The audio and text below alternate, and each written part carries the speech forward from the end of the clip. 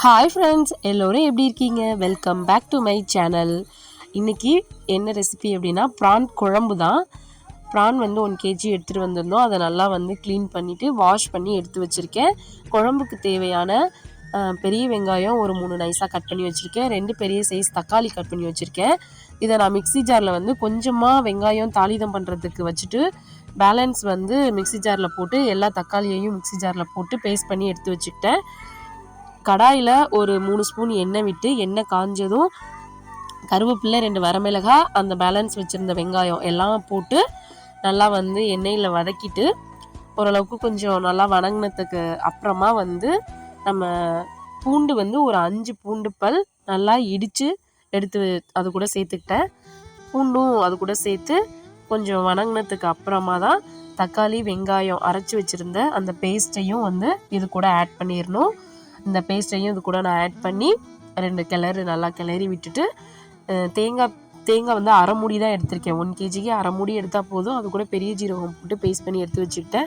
இப்போ ஓரளவுக்கு பச்சை வாசம் போகிற அளவுக்கு இந்த பேஸ்ட் நல்லா வதங்கிருச்சு.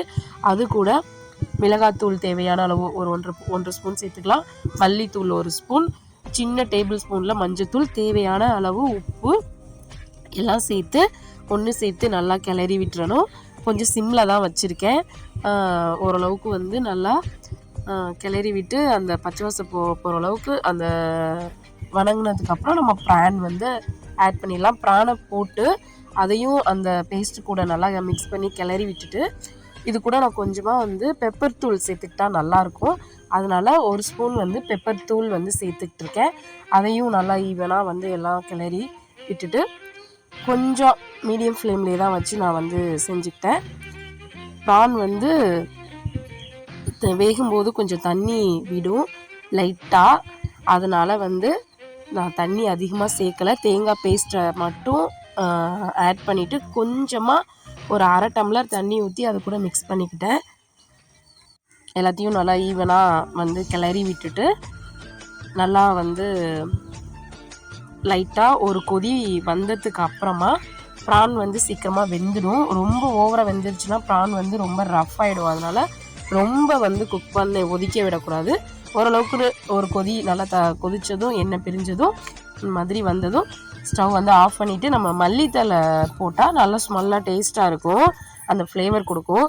என்கிட்ட மல்லித்தலை இல்லை, அதனால் நம்ம சேர்க்கலை. மல்லித்தலை இருந்து சேர்த்தோன்னா நல்லா சூப்பராக இருக்கும். ஸோ ப்ரான் குழம்பு சாப்பிட்டப்போ அவ்வளோ டேஸ்ட்டாக சூப்பராக இருந்தது. கிரேவியாக நெக்ஸ்ட் டைம் பண்ணும்போது அந்த வீடியோ நான் கண்டிப்பாக ரெசிபி ஷேர் பண்ணுறேன். கிரேவி டைப்பில் செய்யாமல் குழம்பாகவே செஞ்சாச்சு. இது ஒரு 6 பேர் சாப்பிட்ற அளவுக்கு குழம்பாகவே செஞ்சுக்கிட்டோம். இந்த வீடியோ உங்களுக்கு பிடிச்சிருந்துச்சி அப்படின்னா கண்டிப்பாக லைக் பண்ணுங்கள், மற்றவங்களுக்கும் ஷேர் பண்ணுங்கள். இந்த வீடியோவை பொறுமையாக பார்த்ததுக்கு ரொம்ப நன்றி. தேங்க்யூ.